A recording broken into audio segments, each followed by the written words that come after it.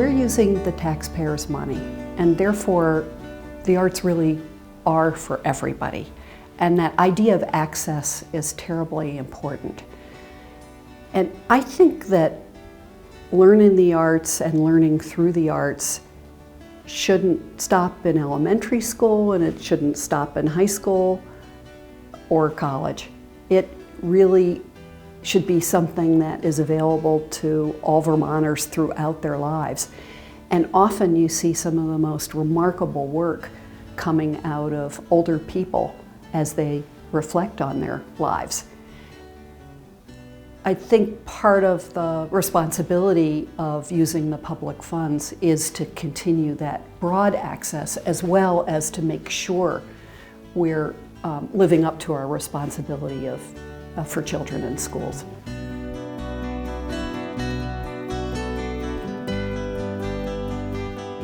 Arthur Williams, I think, appeared on the Vermont scene during the Pleistocene era.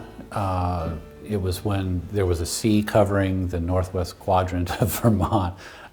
No, Arthur was a fixture in Vermont, I think, from the 1960s on. One of his good friends in the legislature was the person who would become governor, Phil Hoff.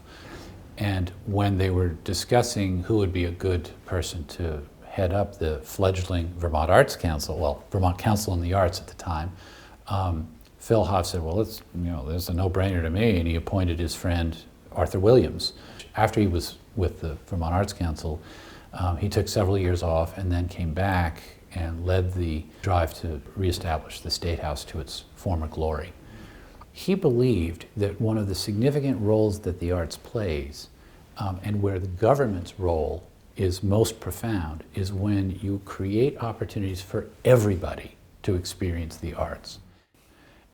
The first time I really associated Gary with this work and with the potential for receiving the Arthur Williams Award, it was because a huge stack of mail was dumped on my desk for review by staff to select the next Arthur Williams Award winner, and all but two of them were for Gary Eckhart. And they were all different, they were all personal, nominations, each depicting many of the same qualities, but having their own independent story. It was a really effective packet of information I got, and I went, well, they're kind of making this a little easier than we usually have. He really is one of the main drivers and caretakers of art and culture in the Mad River Valley.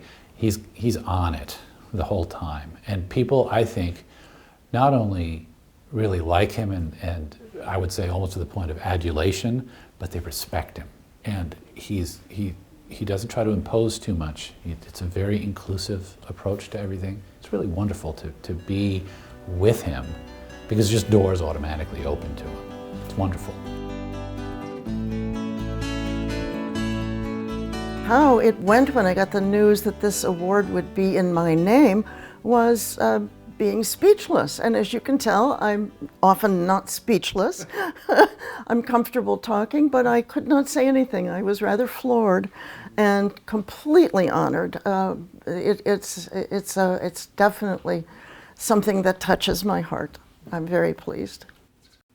This is a well-deserved award. In fact, I'm delighted that we've had the sense to do what other states have already done and given him awards. I think that he has shown himself very well deserving of such an award.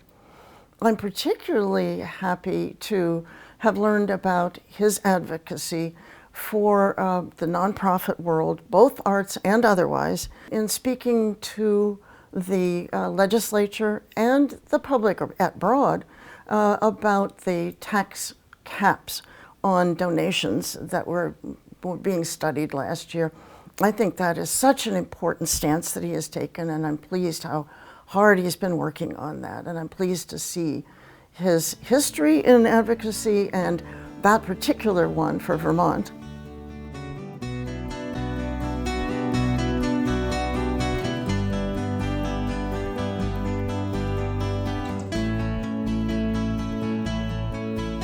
When I found out that the Arts and Education Award was going to be named for me, my major emotion was gratitude. The arts in children's lives and the arts as formative in human development and perception, and even in our ability to get along together and understand each other, has been such a core value for me and such an abiding concern, that to be recognized in that way and for my work in the arts and education is just a very deep pleasure. These are four very special people who helped us and others learn how to do this early on.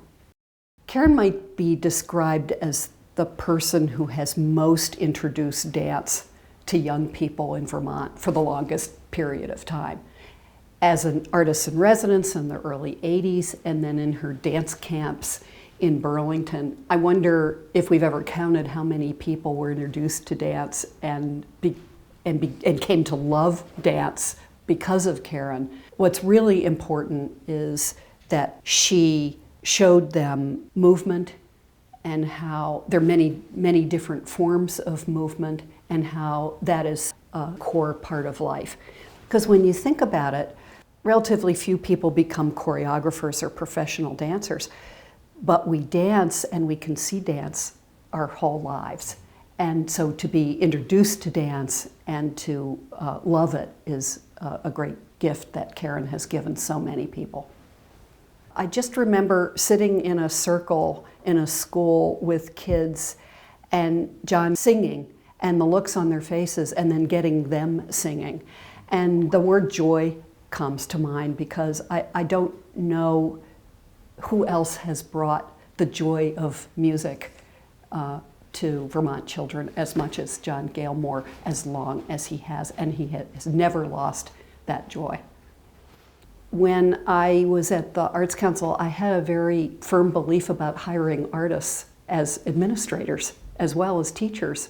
Jeff also then became an artist in residence, went to work for the Department of Education, and then has become the poetry slam king of Vermont. And again, you have somebody with just intense, immense enthusiasm, bringing people into the joy of words and the joy of poetry and expanding their view of what poetry is in a very significant way. Jeff's made a huge difference. Veranda Porch, I believe, was the first poet teacher at the Governor's Institute and just finished 30 years. The longest serving artist at the Governor's Institute for the Arts, and such a force. Veranda not only has an amazing way of interacting with young people, but she has taken poetry to and extracted poetry from people of all ages. She's worked in her community of Guilford, she's worked in nursing homes, she's worked in so many different forums, and just has this genius of hearing the story and hearing the poetry in people's experiences. I really value her for all of that work. I didn't know Walter Self well, but I sought him out when I was director of the Flynn and went to meet him.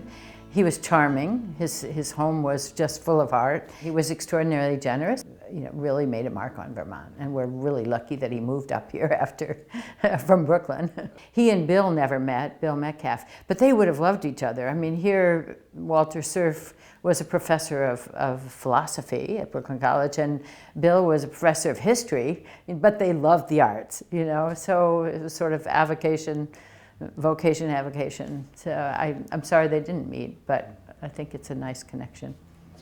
I'm thrilled that they're getting the award. I mean, I think individually and collectively, they've made a huge impact on Vermont, and I think it's a long time in coming. Bill co-founded the Baroque Ensemble in the 60s. He helped bring on board the Mozart Festival by being a kind of Vermont supporter of Mel when he came here.